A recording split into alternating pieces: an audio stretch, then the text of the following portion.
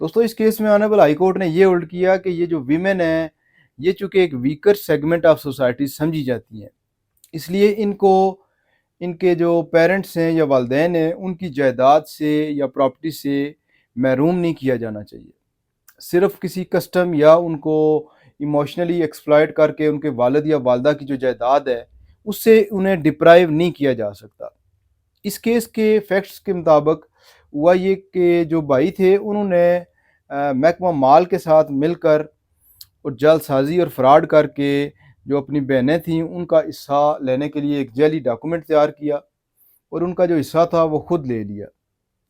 Court نے بہنوں کے حق میں فیصلہ دیتے ہوئے ان کو اپنے والدین کی جو جائیداد تھی اس سے حصہ دینے کا آرڈر پاس کیا اور وہ جو انتقالات پاس کیے گئے تھے ان کو خارج کر دیا۔